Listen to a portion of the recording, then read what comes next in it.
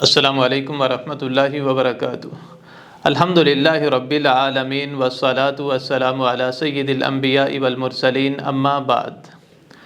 معزز ناظرین کرام، ابھی میں آپ کے ساتھ نماز کے حوالے سے بات کرنا چاہوں گا۔ نماز کے اندر بھی ہمارے ہاں بعض لوگ لا علمی کی وجہ سے یا جہالت کی وجہ سے نماز کے اندر بعض غلطیاں کرتے ہیں۔ بس اوقات وہ غلطیاں انسان کی نماز کو ضائع کر دیتی ہیں۔ وہ غلطیاں کون سی ہیں؟ خاص طور پہ نماز کے ارکان کو اچھی طرح ادا نہ کرنا، رکوع کو اچھی طرح نہ کرنا، پھر رکوع سے مکمل سیدھے کھڑے نہ ہونا، اسی طرح دو سجدوں کے درمیان اچھی طرح نہ بیٹھنا۔ یاد رکھیے یہ ایسی غلطیاں ہیں جو انسان کی نماز کو ضائع کر دیتی ہیں۔ صحیح مسلم کی روایت ہے، سیدنا حضرت ابو ہریرہ رضی اللہ عنہ فرماتے ہیں، رسول گرامی صلی اللہ علیہ وسلم ایک دفعہ مسجد میں تشریف لائے تو اسی اثناء میں ایک صحابی تشریف لائے جنہوں نے آ کے جلدی سے نماز ادا کی اور پھر نبی علیہ الصلوۃ والسلام کی خدمت میں حاضر ہو کر آپ کو سلام کیا۔ نبی علیہ الصلوۃ والسلام نے ان کی سلام کا جواب دیا اور فرمایا ارجع فصلی فإنک لم تصلی، جائیے جا کے نماز پڑھیے، آپ نے نماز نہیں پڑھی۔ وہ صحابی دوبارہ گئے، جا کے پھر اسی طرح نماز پڑھی، پھر تشریف لائے اور آ کے سلام کیا۔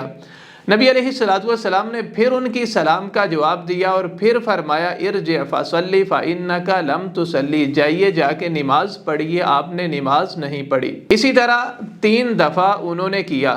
جب تیسری دفعہ نماز پڑھ کے وہ واپس آ گئے، نبی علیہ الصلوۃ والسلام نے پھر فرمایا تو کہنے لگے والذی بعثک بالحق ما احسن غیر ھذا فعلمنی، اس ذات کی قسم جس نے آپ کو حق کے ساتھ مبعوث فرمایا، میں تو اس سے بہتر نماز پڑھنا نہیں جانتا، آپ مجھے سکھائیے میں کیسے نماز پڑھوں۔ نبی علیہ الصلوۃ والسلام نے ارشاد فرمایا اذا قمت الی الصلاۃ فکبر ثم اقرأ ما تیسر معک من القرآن، جب آپ نماز کے لیے کھڑے ہوں تکبیر تحریمہ کہیں، اس کے بعد قرآن مجید جہاں سے آپ کے لیے میسر ہو، ممکن ہو، قرآن کی تلاوت کریں۔ ثم ارکع حتی تطمئن راکعا، پھر رکوع کریں اور پورے اطمینان کے ساتھ رکوع کریں۔ ثم ارفع حتی تعتدل قائما، پھر جب رکوع سے کھڑے ہوں تو اعتدال کے ساتھ سیدھے کھڑے ہونا ہے۔ بعض لوگ یہاں پہ غلطی کرتے ہیں کہ وہ رکوع سے سیدھا کھڑے بھی نہیں ہوتے اور سجدے میں چلے جاتے ہیں۔ یاد رکھیے یہ درست نہیں، بلکہ رکوع سے سیدھے کھڑے ہونا، پھر دعا کو پڑھنا، یہ انتہائی ضروری ہے۔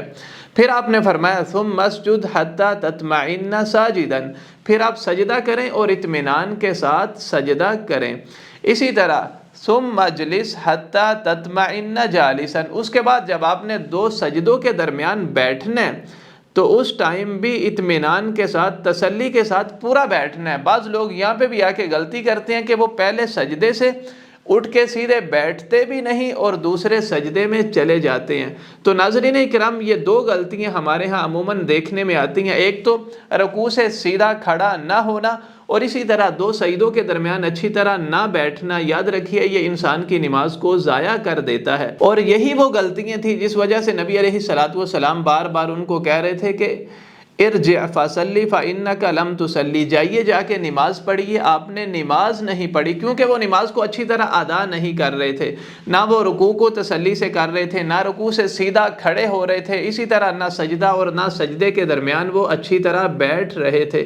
تو آپ نے ساری چیزوں کو بتایا کہ یہ ارکان اچھی طرح ادا کرنے ہیں، اور لاسٹ میں آپ نے فرمایا ثم افعل ذلک فی صلاتک کلھا، پوری نماز اسی طرح پڑھنی ہے، اطمینان اور تسلی کے ساتھ۔ یاد رکھیے نماز کو اطمینان اور تسلی سے نہ پڑھنا یہ انسان کی نماز کو ضائع کر دیتی ہے۔ اللہ تعالی ہمیں تسلی کے ساتھ نماز ادا کرنے کی توفیق عطا فرمائے۔